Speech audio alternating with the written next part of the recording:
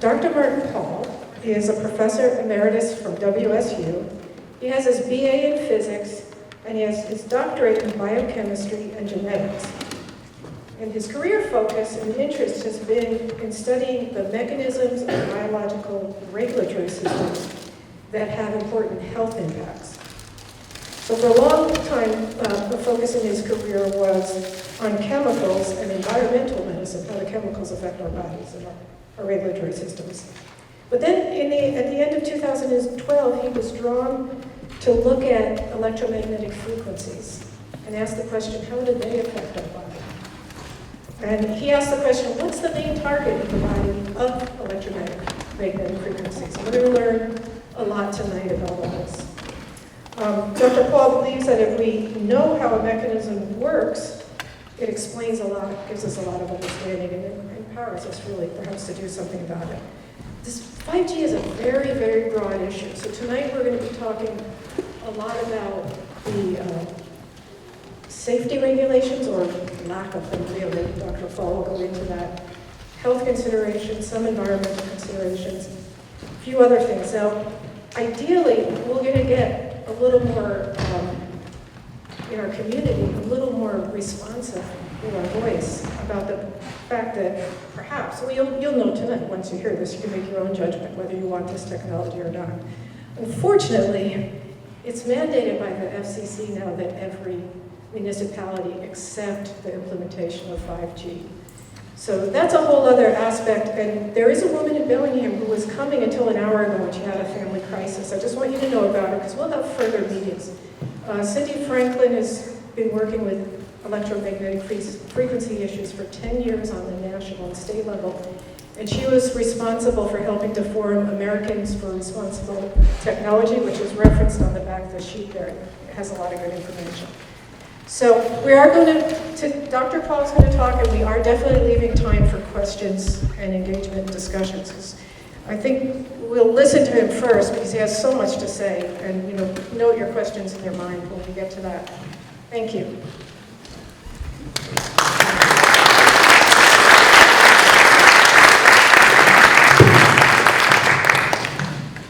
Well, I want to thank you all for coming. We all face some very difficult decisions here, and so I appreciate your involvement, and I'm happy to be here. Let me apologize for using my Canadian slides, but I didn't have time to develop any. They're actually quite appropriate for this, even though they are Canadian slides. So what I'll be talking about is the confluence of three different things. One has to do with the safety guidelines and why they do not predict biological effects and therefore do not predict safety. The second has to do with the way EMFs impact the cells of our bodies and what the consequences of that impact, what kind of consequences those impacts have already had on our bodies from the EMFs that we've already been exposed to. And then I'm going to go into 5G and why 5G, the properties of 5G predict that it will be vastly more dangerous than anything that we've ever been exposed to before. So those are the three things, and that's how I'm going to do it. Now, we will have time in the question session to deal with alternatives, to deal with possible approaches that can be used such that we can enjoy the fruits of this technology without all the dangers that are being generated. So I just want to say that I don't have slides on those, but we can discuss them in the question section. Okay, so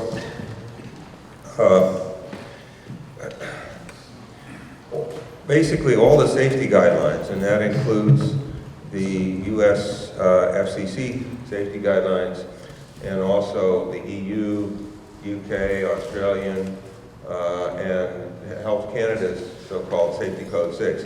These are all based on the 1998 ICNIRP safety guidelines. ICNIRP stands for the International Commission on Non-Ionizing Radiation Protection, which, as you'll see, it really doesn't protect us at all. And it was an organization that was set up by the industry to suggest how they should be regulated, and tragically, basically all the regulatory agencies just fell into line, and they're following these approaches. So, yeah. What I have here is a table of these guidelines over the frequency range, which is what we're mostly concerned about, which is this one. And one of the things that I want to emphasize here is that all of these are based on average exposures over 6 minutes, except for some that are even worse, that are based on average exposures over 30 minutes. And so one question that has to be asked is, why would anybody think that average exposures over 6 minutes tell us anything about safety? And that's one question that I will be raising here. A second thing which is true is that the occupational exposure studies allow 5 times the exposure of the general public, but the people who are being occupationally exposed really don't have any way of minimizing the effects on their body any more than anybody else does.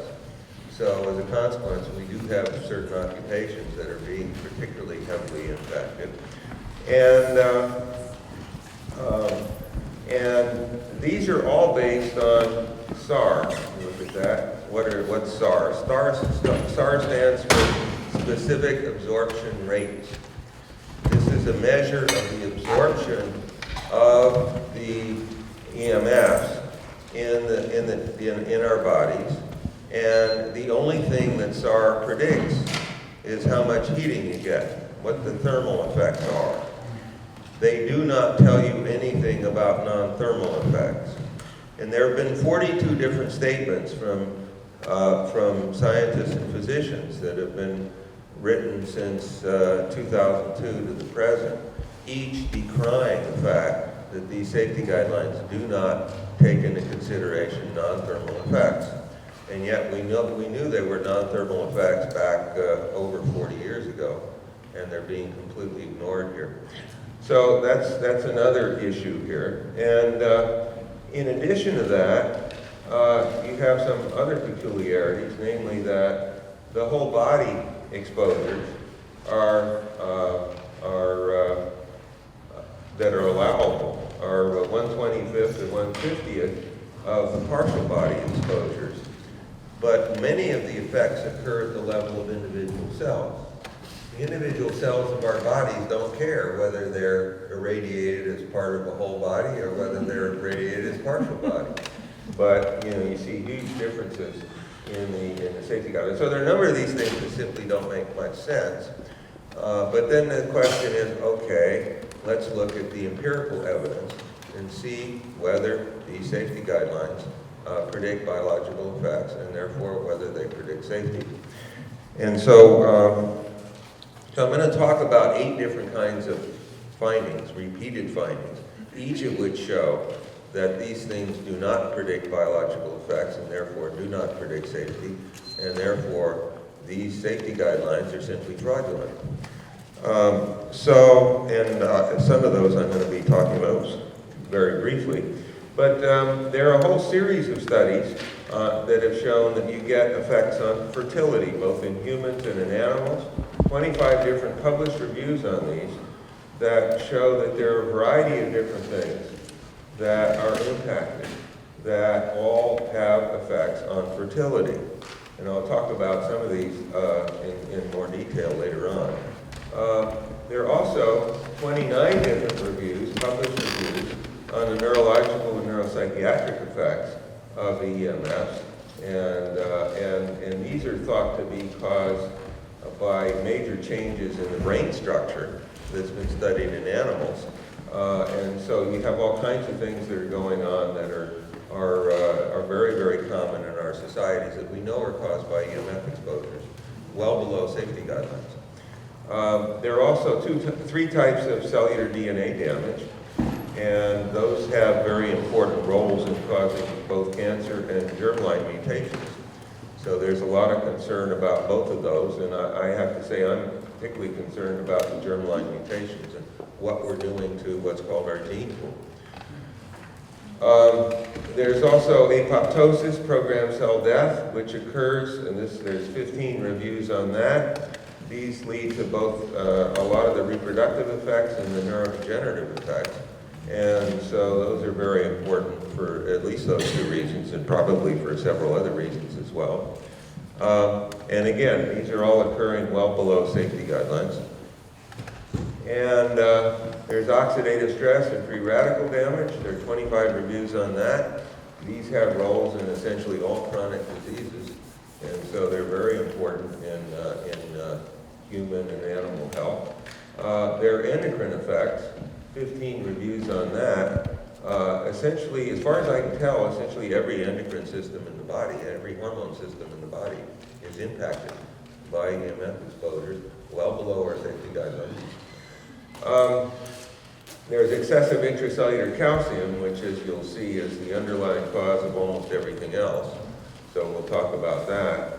There are 38 reviews on cancer causation by low EMF exposures, and there's evidence that essentially the whole gamut of events that are involved in carcinogenesis, that is cancer causation, are raised by EMF exposures.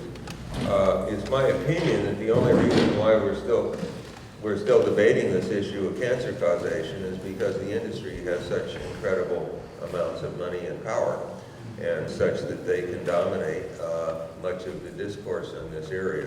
I think the evidence in these reviews should be absolutely convincing. There are cardiac effects that influence the electrical control of the heart. There are 9 reviews on that. So all of these, we have very, very extensive evidence that's published in the literature, that's been reviewed many times, and there really shouldn't be much question about any of these things. So in sum total of those, we have 197 bodies of evidence that have been presented in these review articles that show serious health-related effects caused by EMF intensities well below current safety guidelines. Anyone arguing for the safety guidelines must show that each of these 197 bodies of evidence are deeply flawed. And of course, they don't do that. They can't do that. So now this is just one type of evidence that shows that the EMFs, that the safety guidelines do not predict biological effects and therefore do not predict safety. Just one of the 8, okay? So we're going to go talk about a number of others. There are 13 reviews that have shown that pulsed EMFs are, in most cases, much more biologically active than our non-pulsed, also known as continuous wave EMFs, of the same average intensity. So what does that tell you? It tells you that you cannot use average intensities over 6 minutes or 30 minutes, or probably almost any time, to predict EMF effects. Because all wireless communication devices communicate via pulsations, they are potentially, and I believe actually, much more dangerous. And the smarter the device, the more it pulses, and therefore the more dangerous it will be. So we have this running thing to have smarter and smarter devices with more and more pulsations. The pulsations are completely and utterly ignored by the regulatory agencies and by the industry, even though we know that they are very important in terms of producing biological effects. Average intensities, the basis of the safety guidelines, cannot be used to predict biological effects. 5G is designed to be extraordinarily highly pulsed, and it will be, therefore, vastly more dangerous as a consequence of that. So 5G is designed to carry extraordinary amounts of information per second. That is the sole reason for 5G, is to carry huge amounts of information. That means you're going to have incredible amounts of pulsations, and that is the prime reason why I'm very concerned about 5G, but it's not the only reason. So, okay, so let's look at another thing that has to do with pulsations. There are a whole series of studies that have been done on what are called nanosecond pulses. So a nanosecond, as you probably know, is 1/1000th of a second, a very short time. And nanosecond pulses are defined as something that are pulses which take between 1 nanosecond and 1 microsecond. So they actually have a huge range, but they're all very short pulses. And it's been shown that there are many nanosecond, in many studies, that nanosecond pulses can produce effects, including some of the effects we just talked about. But when you average these over 6 minutes, then of course that greatly decreases the average intensity. So for example, if you take a typical, let's say 40 nanosecond pulse, and you average it over 6 minutes, you're averaging it over about 10 to the 10th, or 10 billion times longer. Now the consequence of that is that the average intensity drops by a factor 10 billion, and surprise, surprise, the safety guidelines tell you they cannot possibly produce any effects, but they do over and over and over again. So we have this, we have this really peculiar situation here.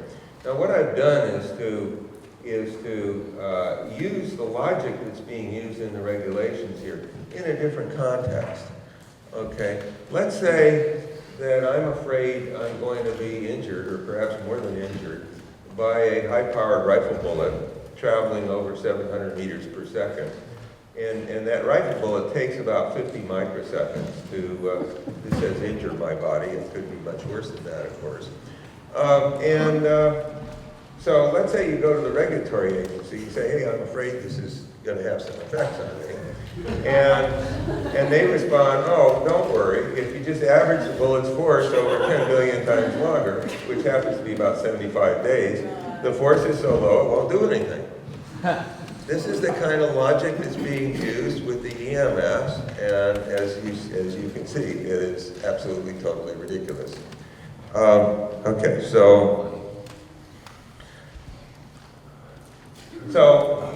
again, any full-fledged 5G system communicate with the Internet of Things, which they count, will inevitably have trillions of nanosecond pulses, and something that I haven't talked about yet, hundreds of billions of paired nanosecond pulses.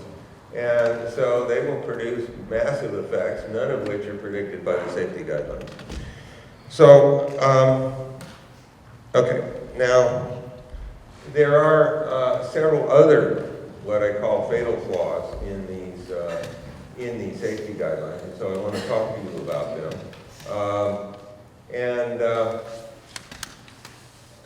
One of them is that there are what have been called exposure windows. These are specific ranges of intensities which give you maximum biological effects.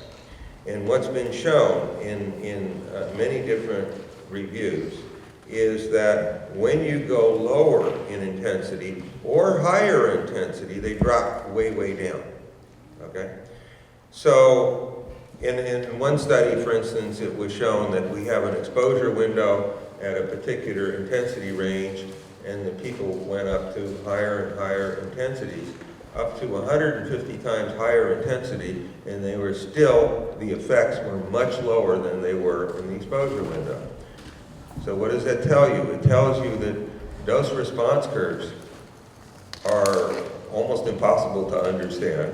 It's almost impossible to predict what's going to happen just from exposures, from exposure intensities. And so the safety guidelines are deeply flawed in that way. They're also deeply flawed in another way. The whole concept of using average intensities is based on the assumption that you have linear dose response curves. And you don't have linear dose response curves. They're grossly not linear. So the whole rationale for these safety guidelines are bogus in that way, okay? And so that's a huge major issue, and basically says, hey, we don't even have the foggiest idea how to predict these things. So we have all of those things.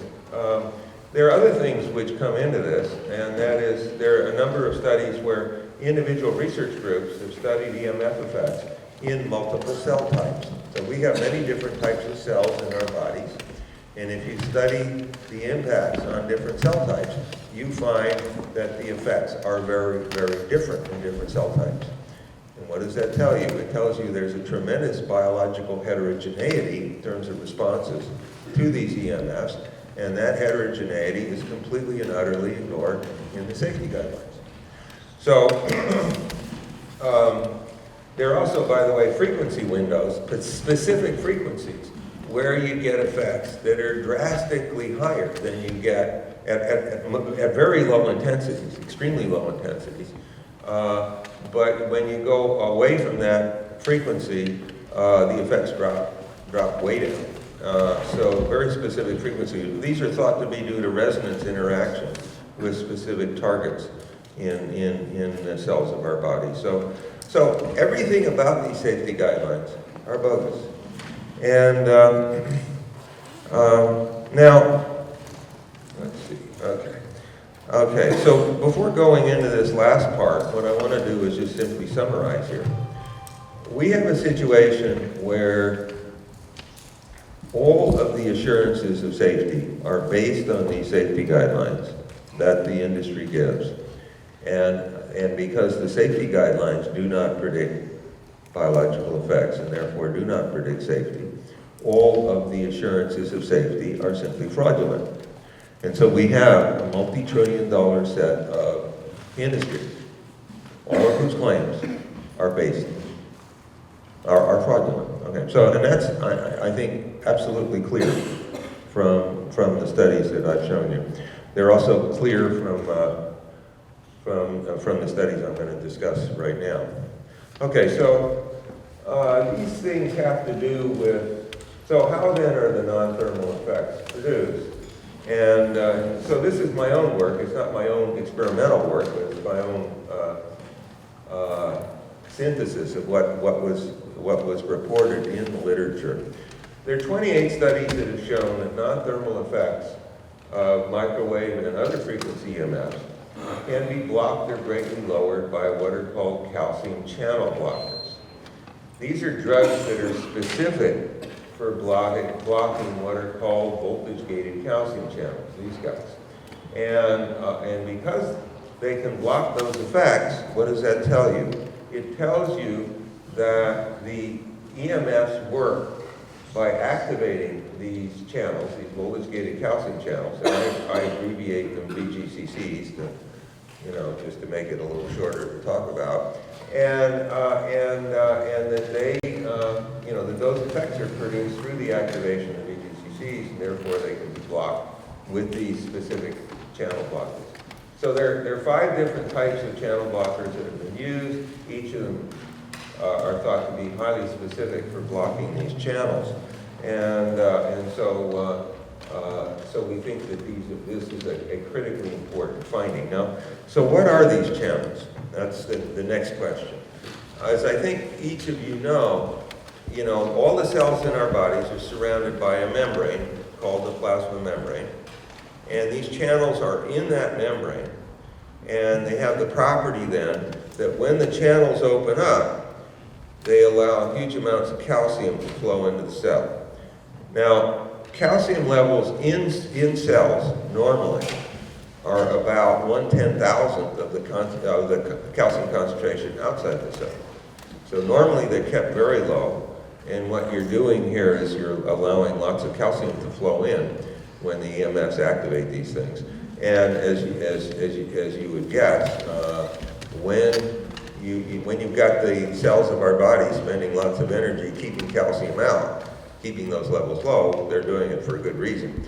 Now, these channels do act to allow calcium to flow in a cell in the normal physiology, but they only do it for very, very short time periods, and then the calcium is chucked out. So it's a very different situation when the EMFs activate these. So, how then should we understand these? How do we get these? How do these channels get activated by these? And these are low-intensity EMFs, and I want to emphasize that. They are low-intensity EMFs. How do they do that? Well, so I'm going to share with you a little bit of stuff. And let me just say something before I go into this. We scientists have a little secret that we often don't share. And that is that we often don't understand everything about the papers that we read. But we get really good at telling what we do understand and what the importance of that is. And so I'm going to ask you to try to do the same thing here, okay? I know this is complicated, but I think you will be able to see what things are really important, and you'll get some idea about what the evidence is for all of this, how it fits together. Okay, so this is a two-dimensional model of one of these VGCCs, and it's not accurate in all respects, and I'll show you how it's not accurate, but it's relatively easy to understand, despite the fact that it may not look like that. And so I wanted to use it for that reason. Okay, so these, so what you'll see here is there are 4 different structures here, given Roman numerals. This one, that one, and that one. And if you look at them, they look very similar to each other, right? Those are called domains of the protein. So you have 4 similar domains. And these cylinders here, the blue cylinders and the orange cylinders, are alpha helices. It's kind of a structure that occurs in proteins, okay? And what you'll see here, the reason that the 4th helix in each of these is colored orange is to tell you that it's different, okay? It's different. It's not really colored any differently. It's just to tell you that it's different. And it's different because it has a whole bunch of positive charges in it. See, plus, 5 positive charges in each of these. Okay, so these are voltage-gated calcium channels. They are regulated by the electrical charge across the plasma membrane. Okay. And in fact, we know that not only are these channels activated, but there are other voltage-gated ion channels that are also activated by the EMFs, and that have a similar voltage sensor. The other channels are not nearly as important in terms of producing effects, but they tell you, I think, that this structure, which makes these voltage-gated, is the probable target of the EMFs. And so this structure is called the voltage sensor. It's the thing that detects electrical changes across the plasma membrane. The voltage sensor is made up of these 4 orange helices, okay? So those positive charges there are the things that detect electrical effects. And they're the things that the EMFs are going to influence here, okay? Okay, so how does this work? Let me say a couple of things about this. One is that this orange helix, and in fact several of the others, are actually tilted in the membrane. They're not sticking up and down. So the membrane is shown here going across. These things are tilted in the membrane such that all those charges are within the fatty section of the membrane, okay? And one of the ways in which that's important comes out of an old law of physics called Coulomb's law. Coulomb's law was first enunciated back in 1784 by a French physicist, Auguste Coulomb, 5 years before the French Revolution. So this is old physics. And what it says is that the forces on those charges are inversely proportional to the dielectric constant of the medium in which they're in. So the dielectric constant of the fatty part of the membrane is about 1/120th of the dielectric constant of the watery parts of our cells and bodies, which are out here and down in there. So what does that mean? The forces on those charges are 120 times stronger because of that, from Coulomb's law. Okay? Now there's a second law of physics that's called Ohm's law. So here we have a French law of physics, if you will. Ohm's law is a German law of physics. And Ohm's law says that because the plasma membrane has a very high electrical resistance, that there will be a very, very high amplification of electrical forces across the plasma membrane. And that gives you a factor of about 3,000. So what you're seeing is the forces on this voltage sensor produced by the EMFs is just actually stunningly strong. And when you compare the forces on the voltage sensor with the forces on singly charged groups in the aqueous parts of our cells and bodies, the forces on the voltage sensor, 20, which is the number of charges, times 120, that's the dielectric constant, times 3,000, that's the effect of Ohm's law, about 7.2 million times stronger. Okay, so that's pretty strong. Okay, and so that's the reason why when the industry says these EMFs are too weak to do anything, they're wrong. This is the reason that these forces are 7.2 million times stronger than what the industry claims is going to be there. And so we have many effects that are produced far below safety guidelines as a consequence of this. Now, this is an estimate. It's not a precise calculation. I want to emphasize that. I'm not going to tell you it's exactly 7.2 million times stronger. It doesn't really make terribly much difference if it's 7.2 million times, or if it's 5 million times, or if it's 10 million times. It is very, very strong. So, then there's another important study. There are actually a number of important studies I'm not going to talk about, but this one is one that was published in 2016 that showed you could take isolated plasma membranes and you can activate these channels with low-intensity microwave frequency EMFs. Okay, so we know the EMFs can act directly on these channels, on isolated membranes, just the protein there. There's no regulation. There's nothing going on. Just a direct effect on that protein to activate these channels. Okay, so so this is the reason, and I want to say this. Biology is stunningly complex, and if you don't know what's going on, you can spin all kinds of tales, and you really don't know, what's right and what's wrong. When you know what's going on, it gives you this great anchor, which then allows you to judge almost everything else. So we're in a situation where, and I want to say, the point is, the physics here predicts this is the main target. It tells you why it's the main target. The biology tells you that it is the main target. So we know what's going on. Okay. Now, so then how do you get effects? How do you get these effects that we talked about? And basically, and let me just say, everything on this slide has sort of been known for a long time, so there's nothing new about this. These are simply taking mechanisms that we know exist and putting them together and seeing how they fit together to produce these effects. So we get EMFs activating these VGCCs, increasing intracellular calcium. And one of the things that happens when you increase intracellular calcium, you get a lot of calcium signaling. So calcium signaling is very important in our cells. And it's also very important, by the way, in plant cells as well. And plants are impacted in almost exactly this way by EMFs, as are many, many different animal cells. So anyway, when you get excessive calcium signaling, that can cause pathophysiological, that is, damaging effects. Then there's another pathway of action that also can occur, and that is you can get, as a consequence of this calcium, you can get large amounts of nitric oxide and superoxide. Both of these levels are raised tremendously by the calcium.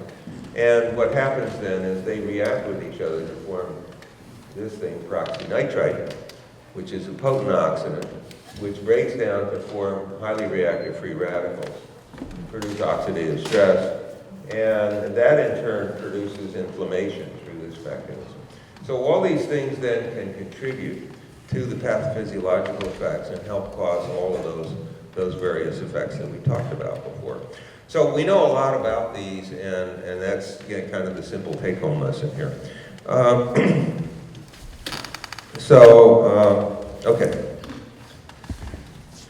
So anyway, so we have said, shown with that, there are 8 different types of evidence that show that these safety guidelines are bogus, and I think I've already talked about this, so I won't repeat this. Okay, so let's go on to other things. Children are thought to be much more sensitive to the EMFs for 4 distinct reasons. One is that children have much higher surface to volume ratios, and such that their tissues are much more exposed, and specifically their brains are much more exposed because of that, and also because they have much thinner skulls, so that the EMFs can have higher impact on children's brains than on adult brains. So that's one issue. Second one is that children have very high densities of stem cells, which are particularly sensitive to the EMFs.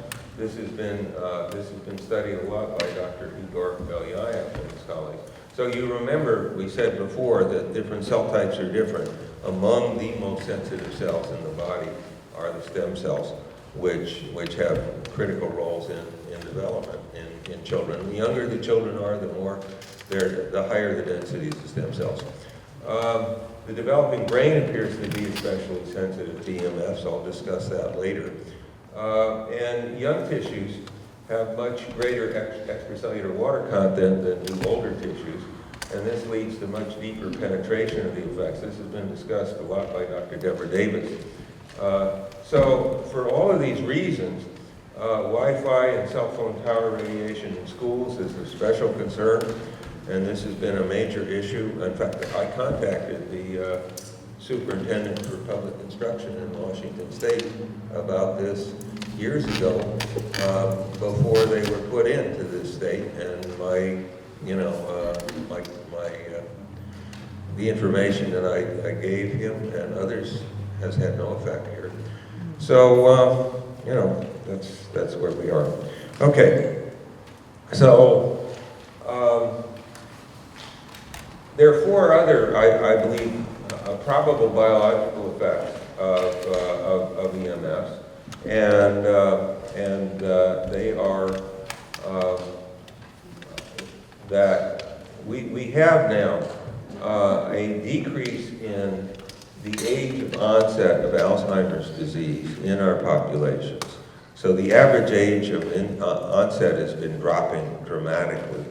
And as a consequence, we have people age 30 coming down with Alzheimer's disease.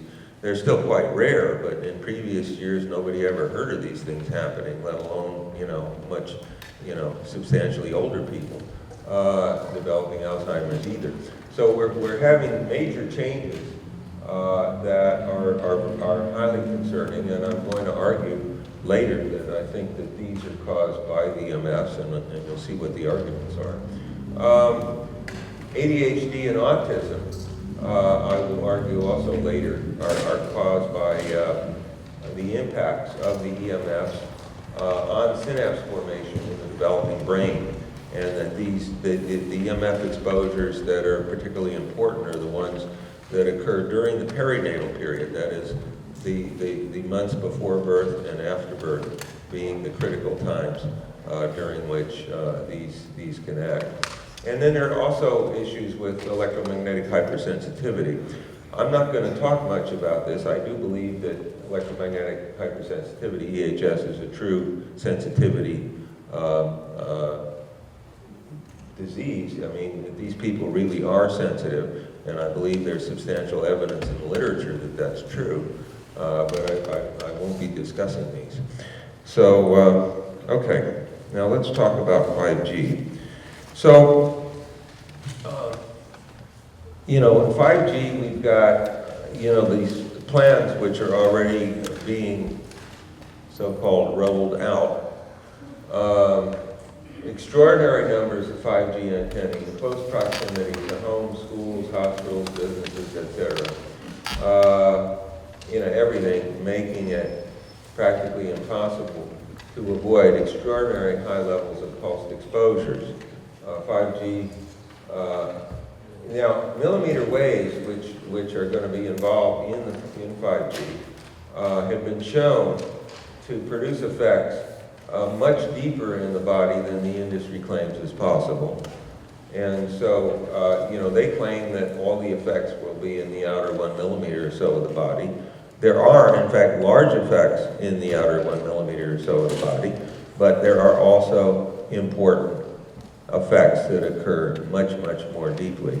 And I can discuss with you, if you'd like, how those things can be produced by these humors. So So each of these things then, argue that 5G will produce vastly greater health impacts than existing devices, which are already producing very large effects. 5G, again, at levels well below our safety guidelines. 5G radiation, okay, so I already talked about the fourth part of it. So,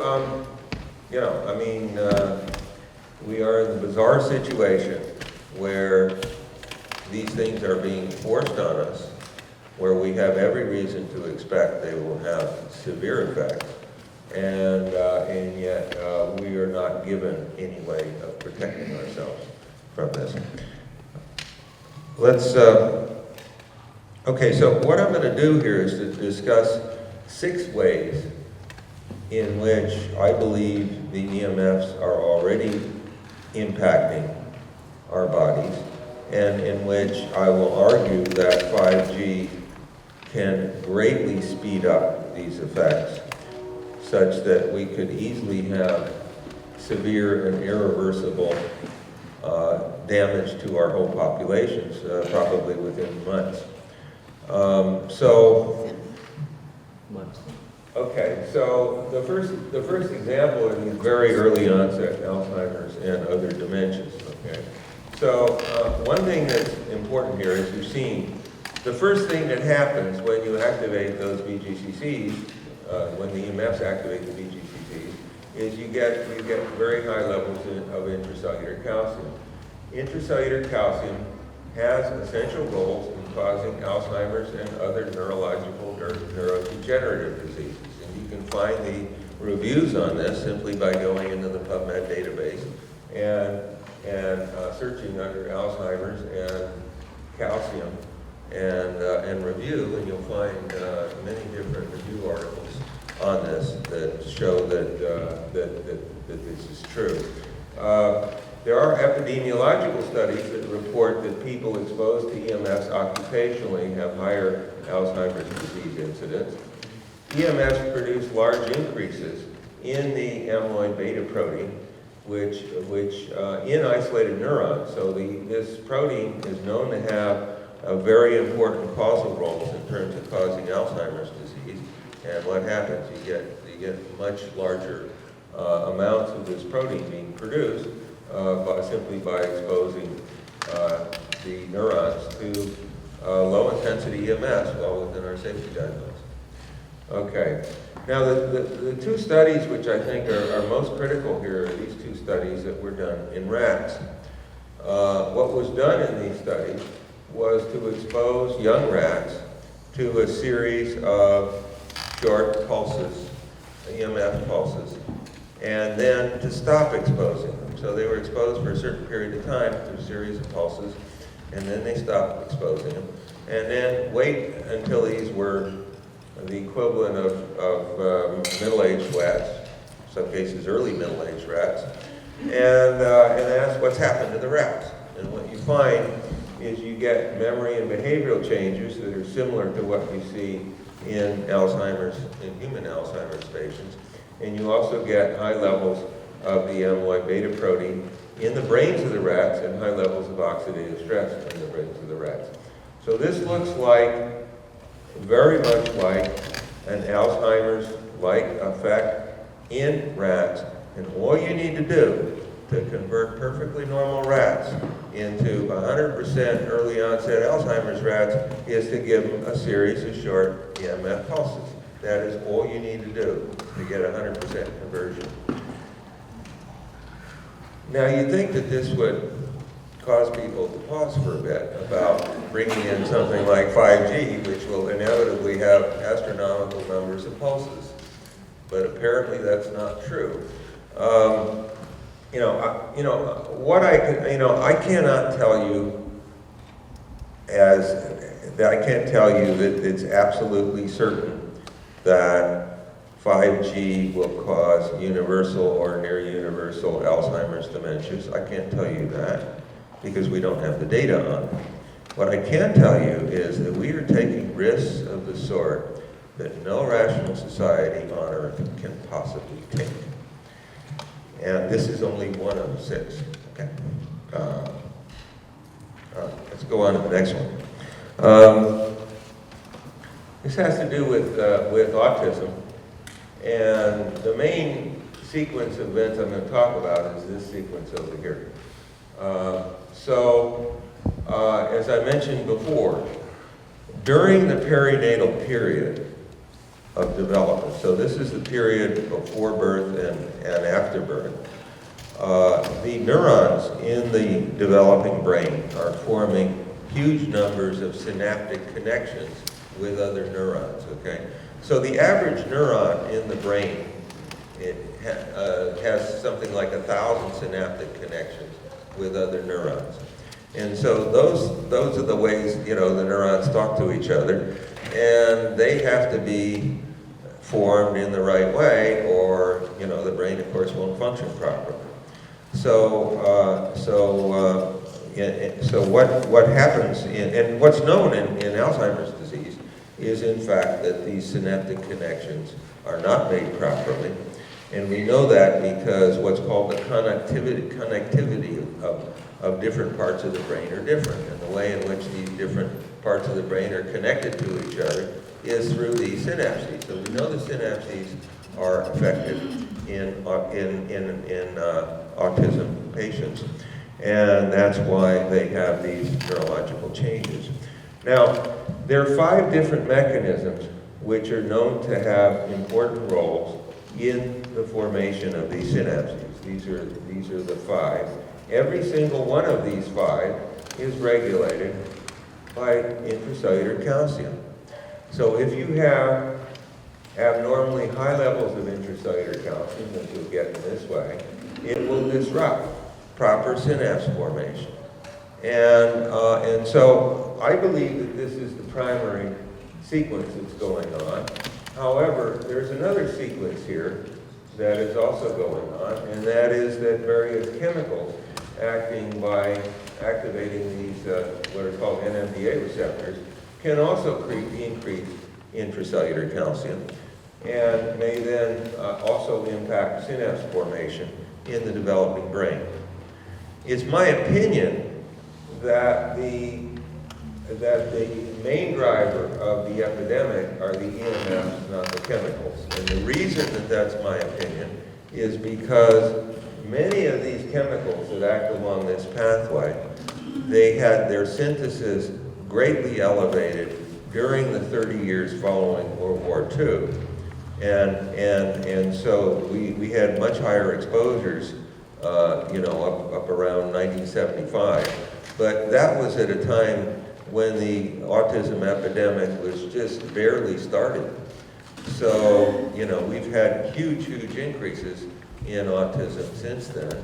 And yet these chemicals were already very high. So I'm not saying the chemicals don't have roles. I think they do have roles. But I think they're more likely to act synergistically with the EMFs rather than being the primary driver themselves, okay? Now, in any case, so we have, according to the latest U.S. figures, were that autism occurred in one birth in 36, extremely high. It occurs in one male birth in 24, so males are more sensitive to these effects than females. And in fact, we have evidence that this has to do with the testosterone levels in utero. For whatever reason anyway, you get a lot more of these effects in males than in females. The same thing, by the way, is true in ADHD. And I think ADHD is probably just, sort of a very mild form of the autism spectrum. So, and other people have taken that view as well. So we have these effects, but the 1 in 36 figure was based on children born in 2004. So here we are 15 years later. We don't have the foggiest idea what autism rates will be in children born in 2019. We do know if the EMFs are involved. We've had huge increases in EMFs over that time period, absolutely gigantic increases. So this is the kind of, frankly, stunning stupidity that's going on here. I mean, we are, and that's completely apart from 5G, which is the ultimate stupidity. You know, we're taking risks of the sort that no rational society on earth can possibly take, period. And I have to say, the more I learn about this stuff, the more horrified I become. So anyway, okay, so, you know, can I tell you for certain that EMFs, that 5G will cause near universal autism? I cannot tell you that for certain, but again, we're taking risks that, you know, we're taking, I believe, very high risks that may well be true. And so to run ahead with this technology, and the plan that's been approved by the Congress, by the FCC, is to put out tens of millions of these antennae without doing one single biological safety test. Okay, let's go on.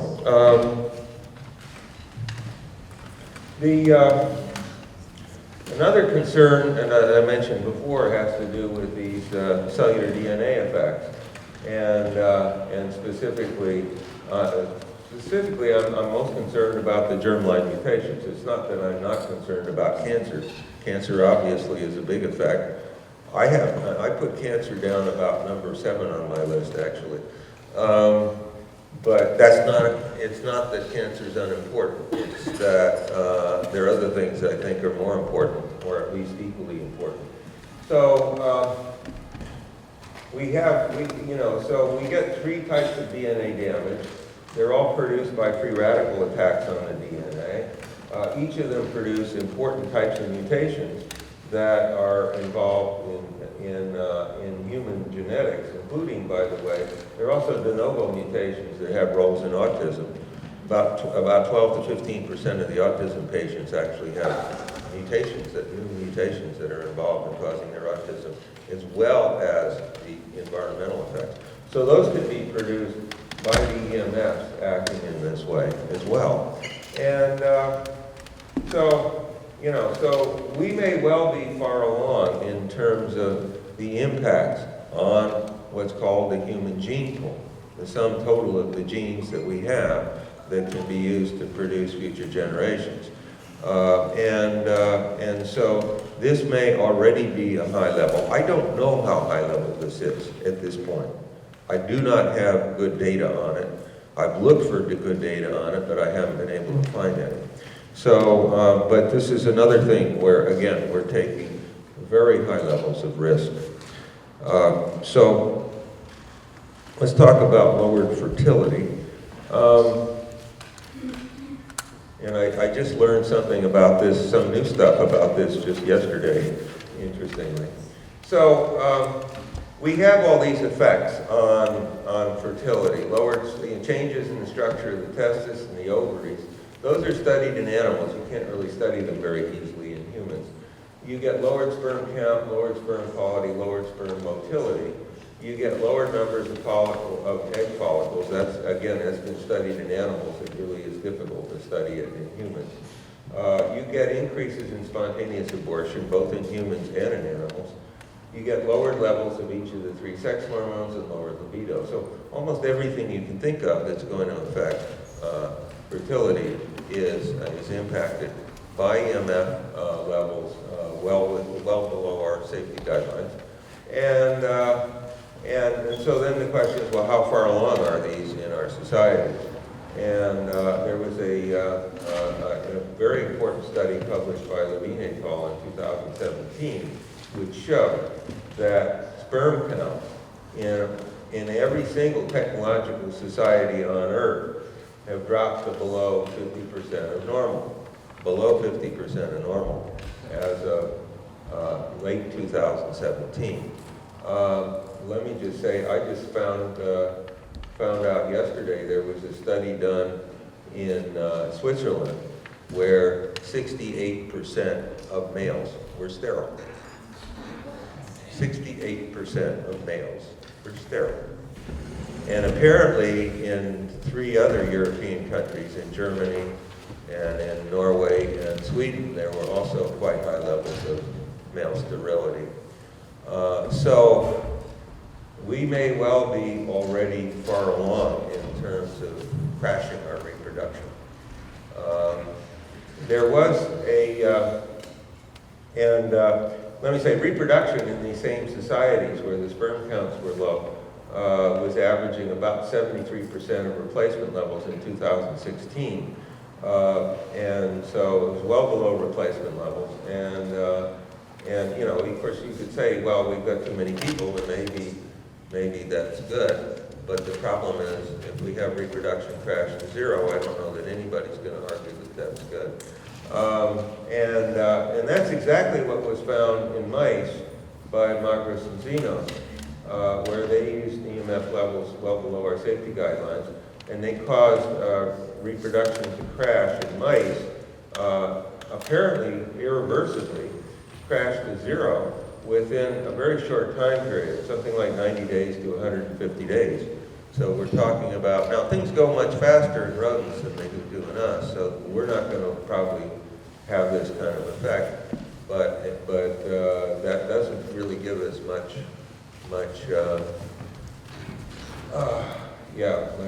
hope, really.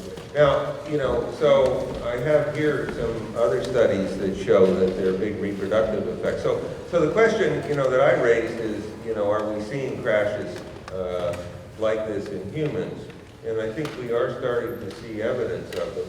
Singapore had a 31% drop in reproduction between 2016 and 2017. Macau, so these are all high technology and high population density East Asian countries. So they probably have among the highest levels of exposure. Macau had a 26% drop in reproduction, same years. South Korea had an 11% drop in reproduction, same years, and had another approximate 9% drop in the first half of 2018. These all started out with, in 2016, with levels of reproduction below 60% of replacement levels. So they're crashing well down into the 40s, and I expect they'll be going, following the animal studies down to zero rather quickly. And I think based on the sperm studies I mentioned to you before, I think many of our other societies will be following along very quickly. So we are, you know, and so we will be extinct, obviously, if we, you know, reproduction crashes close to zero, and that's you know, so that's a huge effect. Again, we're taking risks of the sort that no rational society on Earth can possibly take. Okay, let's go to, and you know, my expectation, of course, which I almost don't even have to mention, is that 5G will vastly speed up this thing because of the huge levels of pulsations and the major effects that 5G radiation will have. Let me just say, I'm not really talking about 4G, but as best I can determine, 4G itself is very dangerous. And so, you know, so we're running along in exactly the wrong direction as fast as we can. Okay, so this is the fifth concern that I have. This has to do with the neurological and neuropsychiatric effects. So among the effects that we know are caused by EMFs, insomnia, fatigue, depression, headache, lack of concentration, cognitive dysfunction, anxiety, stress, agitation, memory dysfunction, etc. All of these things are going on from exposures to different types of EMFs. So we're not just talking about one type or two types. There are multiple types of EMFs that cause these things. And when you study in animals these effects of these EMFs, you see major changes in the brain structure, and those changes occur, again, at levels well below our safety guidelines. They tend to occur slowly over time and become more and more severe with longer times of exposure to the same kind of EMF, the same intensity of EMF. And so that's been shown experimentally in animals. There have been similar findings in human occupational exposure studies that were done back in the 1970s and 1980s when you could do these. Because at that time there were very, very few exposures in our environment, and so you could study sort of the pure effects of particular occupational exposure, and you could see what happens over time. And so in humans what you see is initially modest effects, and they get more and more and more severe with time. And again, it was reported that if you take the humans out of the EMF environment, and that was of course possible to do that because we didn't have all these EMFs all over the place, they would recover if they were only modestly effective over a period of something like 2 to 3 years typically. But if you continue exposing, things get vastly more severe and the effects become irreversible or apparently irreversible. So that's the pattern that you see in humans from the occupational exposure studies. Now I've estimated, based on how far along we are in our populations, and how fast these things progressed in the occupational exposure studies, and also to a lesser extent based on the rodent studies. Things typically go about 15 times faster in rodents than they do in humans. So you can at least make a rough estimate of how fast these might go in humans. And so I estimated about a year ago that we probably have something like 5 to 7 years before we'll get a crash in our collective brain function, based on the exposures we already have. Well, I'm not talking about 5G.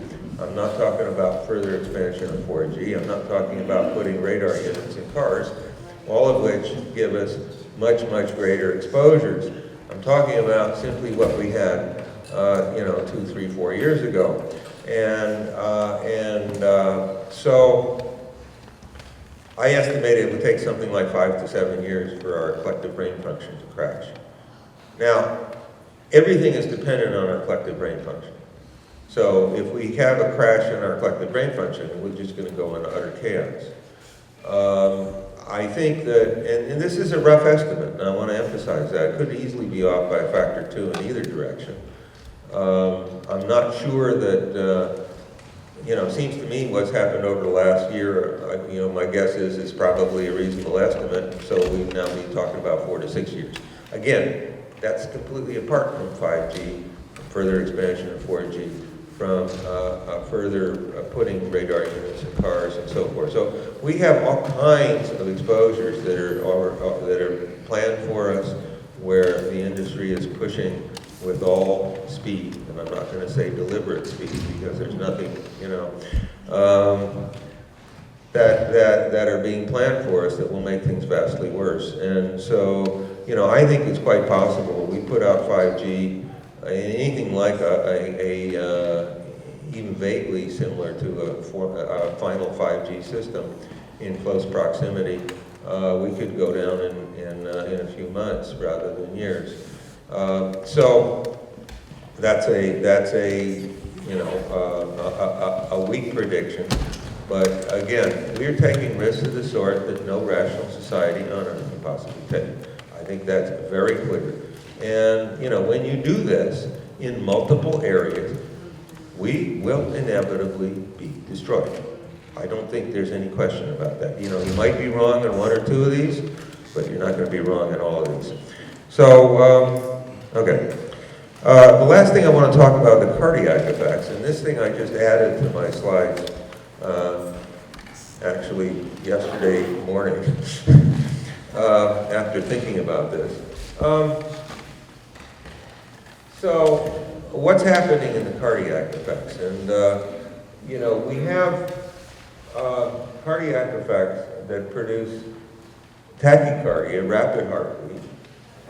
Chronic exposures can lead to bradycardia, slow heartbeat. So chronic exposures, again, have cumulative effects, and they end up producing long-term damage, which produces bradycardia. Both of these cause arrhythmias. And you also get heart palpitations. Arrhythmias, especially when they're tied to either tachycardia or bradycardia, are often associated with sudden cardiac death.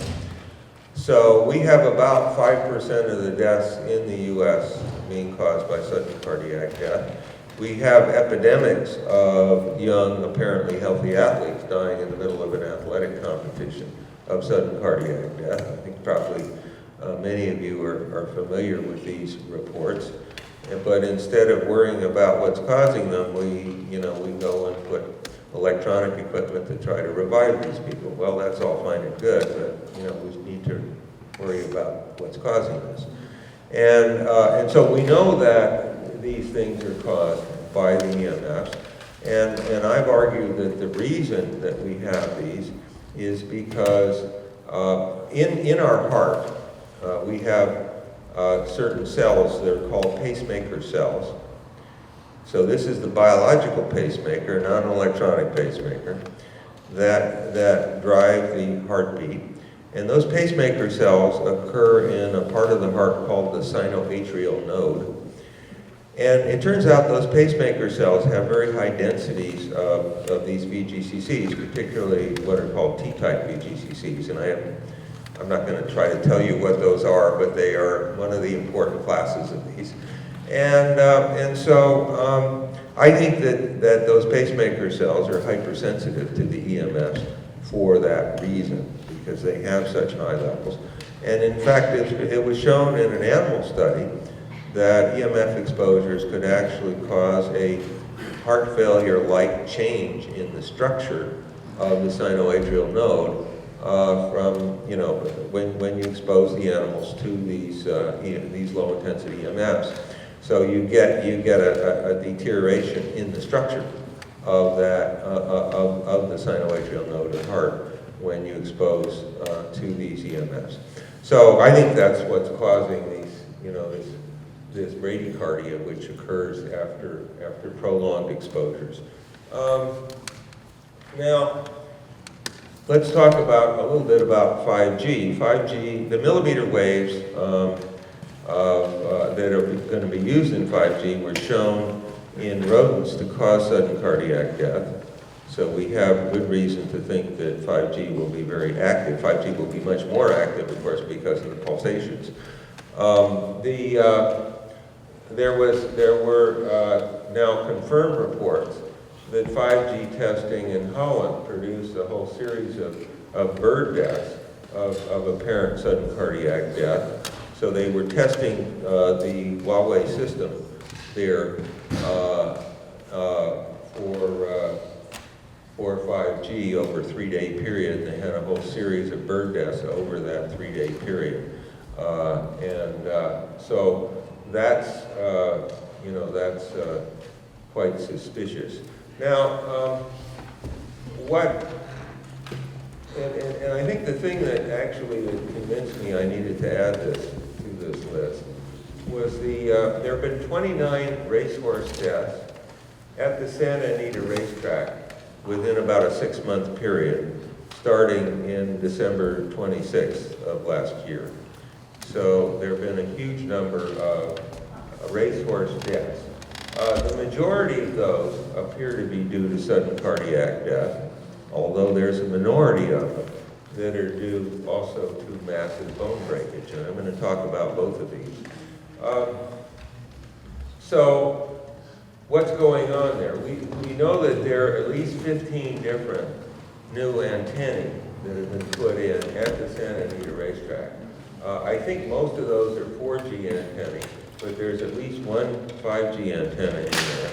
And so it's reasonable to think that these are the cause of these racecourse deaths. And yet, nobody's doing anything about this. It's not, that seems to be the rule rather than the exception. And as I've said before, it's very reasonable that these would cause sudden cardiac death for the reasons we just discussed. You get, now what about the massive bone breakage? Okay, so what happens then when you're exposed to the EMFs, or when racehorses are exposed to these EMFs, of course, is you activate the VGCCs, you get a lot of calcium flowing from the extracellular fluid into the cells.